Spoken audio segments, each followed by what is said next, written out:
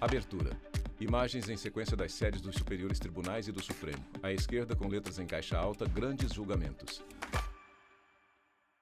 Olá, sejam bem-vindos a mais um Grandes Julgamentos. No programa de hoje, acompanhe o julgamento conjunto de 3 processos em que o Supremo Tribunal Federal decidiu que tem a competência exclusiva para processar e julgar ações que questionam atos dos Conselhos Nacionais de Justiça e do Ministério Público. Na ação direta de inconstitucionalidade 4412, a Associação dos Magistrados Brasileiros questionava o artigo 108 do Regimento Interno do CNJ. Esta norma estabelece que sentenças judiciais contrárias às decisões do Conselho são ineficazes quando tomadas por outras instâncias que não o STF. Na petição 4770, um tabelião do Paraná contestava a decisão do CNJ, que declarou vago, por ausência de aprovação em concurso público, o cartório em que ele era titular. Já na reclamação 33459, a União questionava a sentença da Justiça Federal, que anulou uma decisão do Conselho Nacional do Ministério Público que havia imposto penalidade a uma promotora de justiça do estado de Pernambuco.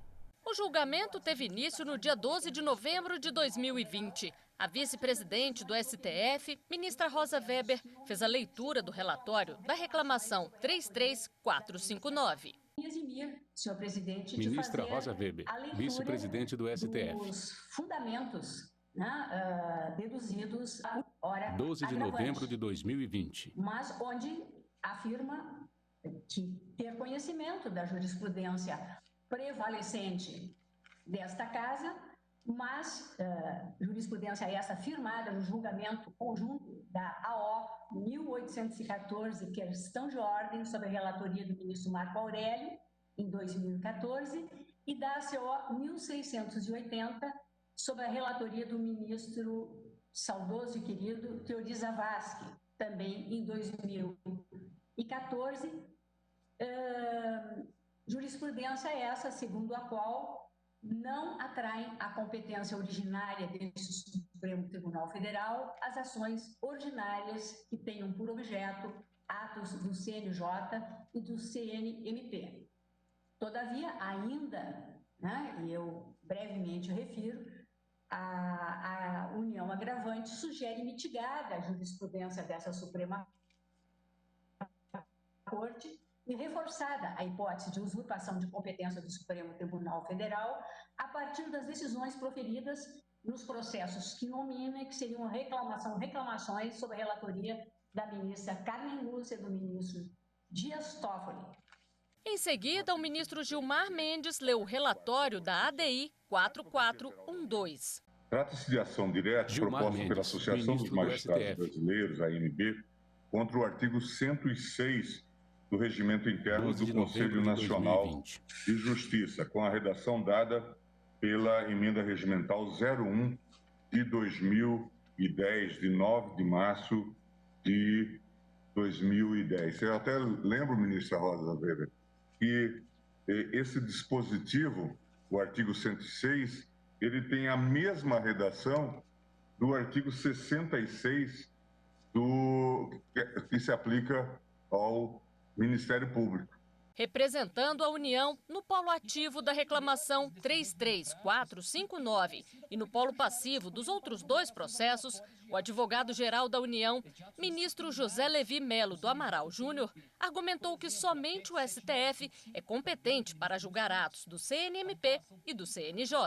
Me parece extremamente importante esta oportunidade para que o plenário do Supremo volte a cuidar do tema, para fixar a interpretação de que as demandas relacionadas às atividades finalísticas, disciplinadora e fiscalizadora do Conselho Nacional de Justiça e do Conselho Nacional do Ministério Público devem estar sob a jurisdição do Supremo, independentemente de veiculadas por ação ordinária ou mandado de segurança, independentemente de ação comum ou um remédio constitucional mandamental. O advogado da requerente na ação direta de inconstitucionalidade, a ação dos magistrados brasileiros, defendeu a competência da Justiça Federal para julgamento de processos que questionem decisões em processos disciplinares, para que os magistrados tenham ampla possibilidade de defesa.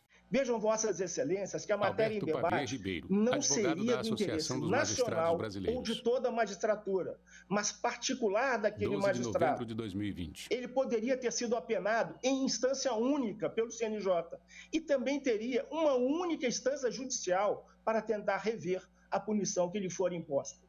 Não seria justo, jurídico e plausível que pelo menos as ações que visam impugnar as decisões proferidas em processo disciplinar ficassem para a competência da Justiça Federal?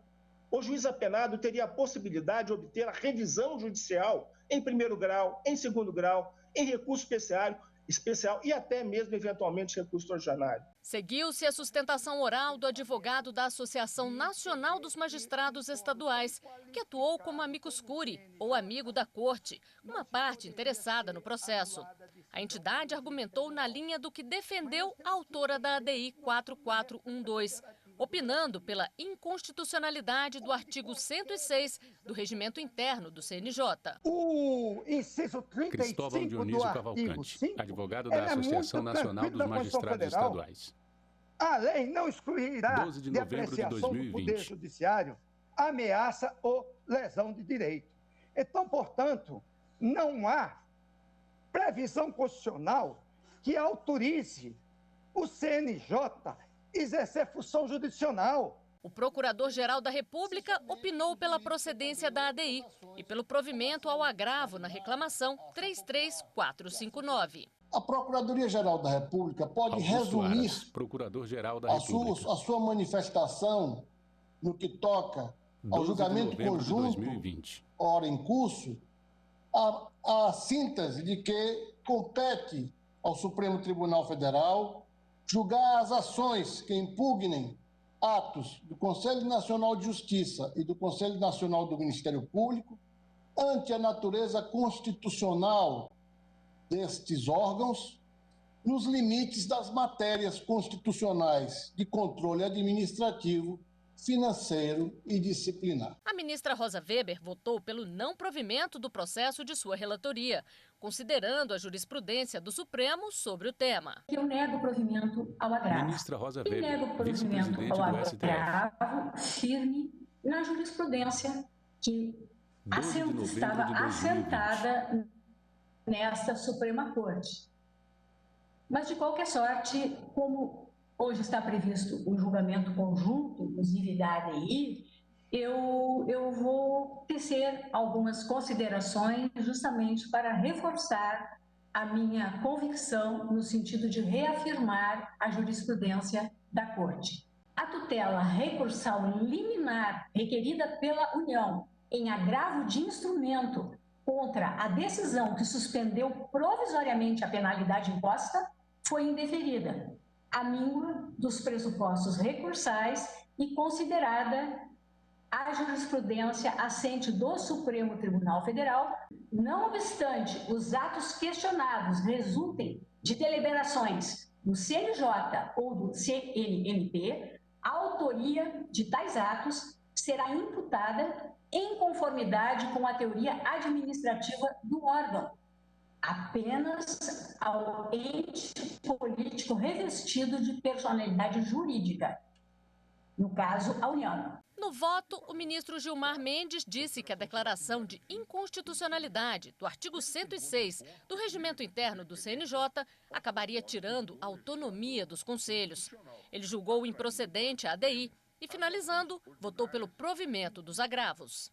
É principalmente em relação a essas matérias que tem aplicabilidade, presidente, o artigo 106 do Regimento Interno do CNJ, impugnado na presente agenda. Ora, é plenamente legítimo e compreensível que o CNJ possa determinar à autoridade recalcitrante o cumprimento imediato de suas decisões, ainda que impugnadas perante a Justiça Federal de primeira instância, quando se tratar de hipótese de competência originária do Supremo.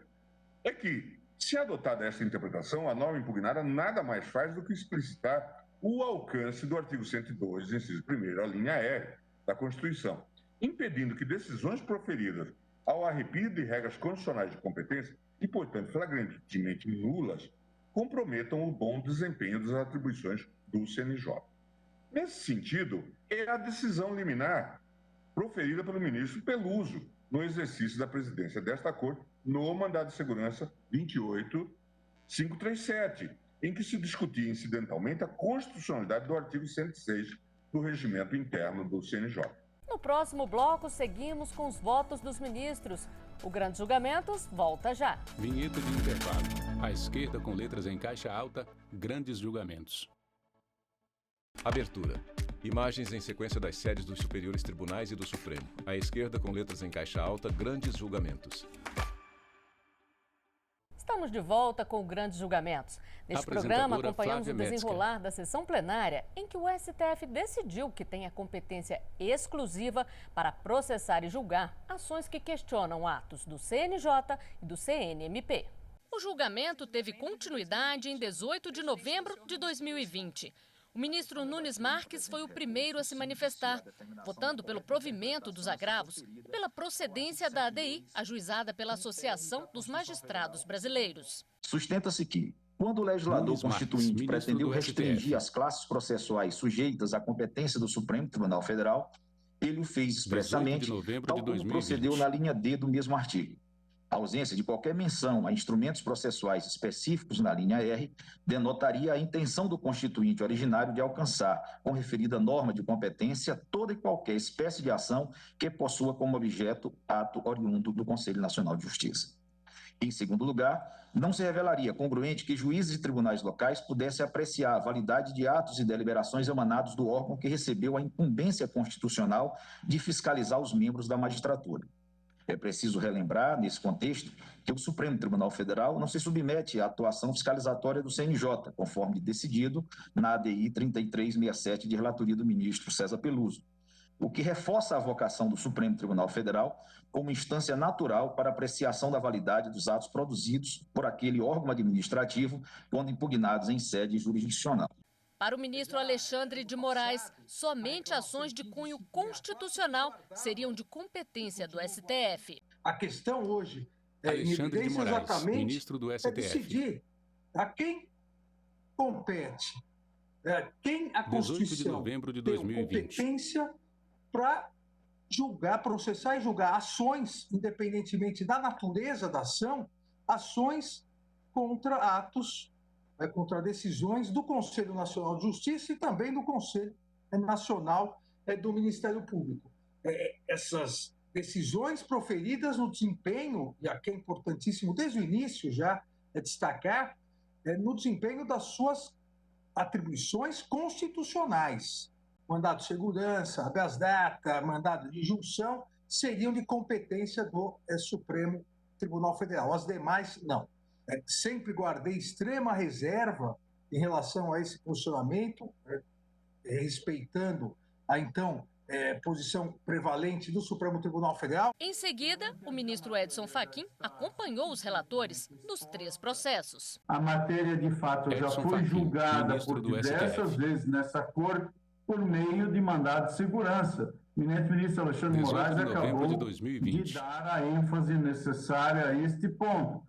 E compreendo que, dada a necessidade de que a uniformização da orientação quanto ao provimento das serventias vacantes após a Constituição de 88 não seja uma questão regional e sim nacional, também no ponto já enfatizado, o tema, entendo, também se insere no rol das competências que remetem, de um lado, aquelas conferidas constitucionalmente ao CNJ na dicção do parágrafo 4º do artigo 103b, incisos 2 e 3 da Constituição, e, por via de consequência, a competência para julgamento de mérito é do Supremo Tribunal Federal, razão pela qual também compreendo em dar esse destino ao agravo regimental interposto pela União, acompanhando o eminente ministro relator, que dá provimento ao agravo regimental e fixa a competência desse tribunal para o julgamento da ação. E na PET 4470, acompanha o relator, e também, senhor presidente e eminentes pares, na ação direta de inconstitucionalidade 4412, tal como trilhou o eminente ministro relator, também assento a plena cognoscibilidade da ação, uma vez presentes os requisitos constitucionais, nomeadamente a legitimidade ativa e a viabilidade do objeto do exame, e, tal como Sua Excelência, entendo não assistir razão jurídica a requerente, por entender plena compatibilidade do artigo 106 do Regimento Interno do Conselho Nacional de Justiça com a Constituição da República. O relator da PEC 4770, ministro Luiz Roberto Barroso, entendeu que o disposto no artigo 102 da Constituição Federal se aplica a todos os processos julgados. Eu estou acompanhando a proposta do ministro Alexandre de Moraes, que no julgamento da 18 de novembro de 2020 assenta a tese que me parece aplicável a todos os casos e, portanto, acho que resolve problemas para o futuro. Nós temos defendido, muitos de nós, que as decisões do plenário do Supremo devem ter uma eficácia vinculante geral, ou seja, os demais tribunais, sobretudo quando decidimos em plenário uma questão relevante que impacta muitas situações, não haveria sentido que depois tivéssemos que decidir individualmente cada uma para aplicar o mesmo entendimento. De modo que, como defendemos essa eficácia vinculante geral, e como o sistema de votação no Supremo é um sistema agregativo, em que cada um traz o seu próprio voto, muitas vezes sem ter conhecimento do voto do relator ou dos colegas anteriormente, ao final dos votos agregativos, é preciso definir exatamente qual foi a tese jurídica que unificou a posição de todos os ministros que se pronunciaram. Do contrário, nem sempre isso será totalmente claro, haja vista que os colegas trazem aportes diferentes e visões diferentes. Mas, no fundo, se desejamos que a decisão seja respeitada, é preciso que haja clareza sobre qual foi a ratio decidendi, qual foi a tese, qual foi o holding da decisão. E eu, então, revisitando o meu próprio voto, em que dei provimento ao agravo regimental pelas razões que ali expus, digo que penso que a tese que propôs o ministro Alexandre de Moraes expressa adequadamente a minha posição e penso que há outras posições que foram manifestadas até aqui de forma tal que incorporo ao meu voto na PEC 4770 a tese de que é competência do Supremo Tribunal Federal processar e julgar originalmente todas as ações ajuizadas contra decisões do Conselho Nacional de Justiça e do Conselho Nacional do Ministério Público, proferidas no exercício de suas competências. O voto da ministra Rosa Weber nos demais processos foi no sentido de manter a jurisprudência da Suprema Corte. Na ação direta de inconstitucionalidade e no agravo regimental na petição 4770, a ministra divergiu do voto dos relatores, considerando não haver exclusividade de competência do STF. O meu voto é no ministra Rosa Weber, vice-presidente do STF. Prevalecente nesta casa, consolidada 18 de novembro de 2020, que reconhece a competência originária dessa Suprema Corte exclusivamente para as ações mandamentais de estatura constitucional. Por isso, neguei provimento ao agravo regimental na reclamação a que monocraticamente eu negara seguimento, conforme o voto que proferi em assentada anterior. À luz dos inúmeros precedentes que transcrevi e cuja leitura hoje me eximo, por já citados e de conhecimento de todos, reafirmo a jurisprudência da Casa, que conferiu interpretação estrita à competência esculpida na linha R do inciso 1 do artigo 102 da nossa Carta Política, restringindo sua abrangência material de modo a comportar, na amplitude do seu conteúdo, apenas aquelas ações constitucionais de natureza mandamental, nas quais o próprio Conselho Nacional de Justiça ou o Conselho Nacional do Ministério Público figure na relação jurídico-processual na condição de órgãos apontados como coadjuvantes. Já nas ações ordinárias, que tenham como objeto ato do CNJ ou do CNMP, apenas a União, reafirmo eu, pode figurar legitimamente como sujeito da relação jurídico-processual, atraindo a competência da Justiça Federal de primeiro grau. No próximo bloco, vamos ver a conclusão deste grande julgamento. Não saia daí, que nós já voltamos. Vinheta de intervalo. À esquerda, com letras em caixa alta, grandes julgamentos. Abertura. Imagens em sequência das sedes dos superiores tribunais e do Supremo. À esquerda, com letras em caixa alta, grandes julgamentos.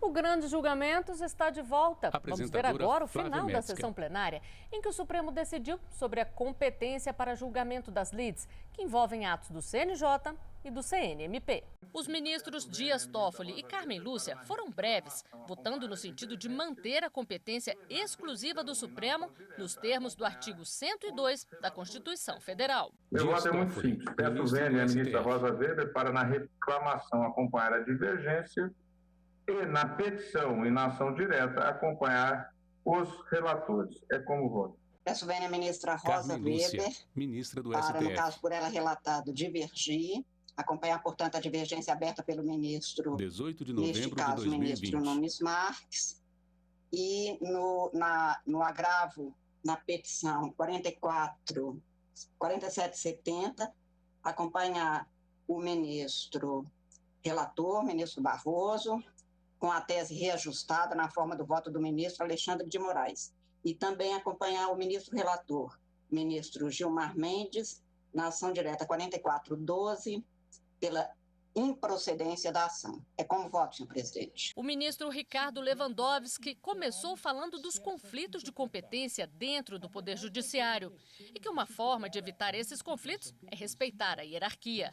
Ele votou nos 3 processos a favor da tese de competência exclusiva do Supremo. Eu vou proferir o meu voto e lerei apenas um pequeno trecho na ação direta de inconstitucionalidade e o faço, senhor presidente, não tomarei muito tempo, dada a importância da matéria e considerando que nós estamos numa virada jurisprudencial. Então, senhor presidente, eu digo que, como assentei no voto oral que proferi na PET 4676 do Pará, entendo que não é possível tolerar quaisquer conflitos de competência dentro da estrutura do Poder Judiciário brasileiro, tal como desenhada a partir da Emenda Constitucional 45 de 2004. E é justamente para evitar essa indesejável possibilidade de ocorrência de conflitos é que se impõe a manutenção da rigidez do sistema, sobretudo no respeitante à hierarquia, quando mais não seja, porque as decisões do CNJ, na grande maioria das situações, são integradas pela vontade do próprio presidente da Suprema Corte, que compõe o órgão e o preside. O decano da Corte, ministro Marco Aurélio, se posicionou argumentando contra a tese de competência exclusiva do STF. Desta forma, votou com a relatora do agravo regimental na reclamação 33459 e contra o entendimento dos relatores dos outros 2 processos. A todos os títulos, Marco Aurélio, o ministro do STF. 106, sob a minha ótica, discrepa 18 de da novembro de ordem 2020. jurídica constitucional, no que apenas ressalva quanto à dualidade decisão administrativa do CNJ e decisão judicial, aquelas emanadas do Supremo, como se pudesse realmente se sobrepor à decisão administrativa de um conselho, a própria decisão judicial, a própria jurisdição implementada pelo Estado juiz. É o que está com todas as letras em bom português nesse artigo 106. A meu ver, conflitante. A mais não poder com um arcabouço normativo constitucional. Como entendo que a linha R diz respeito do inciso 1 do artigo 102 apenas às ações fundamentais, admito a possibilidade de ajuizamento de ação ordinária no bom sentido na primeira instância e que se percorra os patamares dos judiciários, talvez chegando até mesmo ao Supremo. Como entendo que a linha R, vou repetir com todas as letras, apenas reserva ao Supremo processamento e julgamento de mandado de segurança, não encerrando competência quanto às ações ordinárias e originárias, devo concluir que decisão contra ato do CNJ de qualquer juízo existente no país há de ser cumprida até ser derrubada pelo meio próprio jurídico, que é o recurso, não se potencializando o pronunciamento simplesmente administrativo do Conselho. O presidente, ministro Luiz Fux, votou seguindo a maioria, afirmando a tese de competência exclusiva do Supremo, prevalecendo assim o entendimento de que a missão constitucional dos conselhos ficaria comprometida caso suas decisões fossem revistas pelos mesmos órgãos que estão sob sua supervisão e fiscalização. Ele proclamou o resultado. Eu estou aderido à maioria porque exatamente por uma interferência à época, na primeira turma, 18 de novembro de 2020. O primeiro agravo de petição do ministro Barroso foi afetado aqui ao plenário. Então, com essas considerações, eu também gostaria de esclarecer que nós estamos fazendo, digamos assim, uma análise bem acurada daquilo que tem tramitado no CNJ. Muitas demandas não têm fundamento nem administrativo e nem mesmo jurisdicional para, digamos assim, tramitar naquela instância administrativa. E não tramitando, a fortiori não virá para o Supremo Tribunal Federal. E, desta sorte, eu vou proclamar o resultado. É passível de aplicação da tese firmada num primeiro momento e que pode ser aplicável aos 3 feitos, conferindo segurança jurídica, que é a seguinte: nos termos do artigo 102, inciso 1º da Constituição Federal, é a competência absoluta do Supremo Tribunal Federal processar e julgar originariamente todas as ações ajuizadas contra decisões do Conselho Nacional de Justiça e do Conselho Nacional do Ministério Público, e aqui que vem o discrimen, proferidas no exercício de suas competências constitucionais, respectivamente previstas nos artigos 103b, parágrafo 4º, e 130A, parágrafo 2º da Constituição Federal. E esse é o resultado e essa é a tese fixada para todos os feitos. O Grande Julgamentos fica por aqui. Assista ao nosso programa também pela internet, tvjustiça.jus.br. Nosso canal no YouTube é TV Justiça Oficial. Até a próxima! Créditos finais. Direção Betânia Vitor Veiga. Produção Caio Baltazar e Cristina Valsta. Cabelo e maquiagem Eliane Neres. Figurino Thalita Oliveira. Apresentação Flávio Metcalf. Roteiro e edição de texto Luciane Chaves. Cinegrafia Lúcio Ribeiro. Assistência técnica Rosenildo Júnior. Iluminação Luiz Moura e Ítalo Cândido. Operação de áudio Jonathan Alves. Edição e pós-produção Rafael Pinheiro. Videografismo Leonardo Veloso. Audiodescrição Visuáudio. Roteiro Cainã Leão. Narração Frank Nascimento. Núcleo de programação Rosa Wazen. Núcleo técnico Fábio Guedes. Núcleo de produção de programas Flávia Soledade. Supervisão Coordenadoria de Gestão da TV e Rádio Justiça. Secretaria de Comunicação Social STF. Realização TV Justiça Essencial 2021.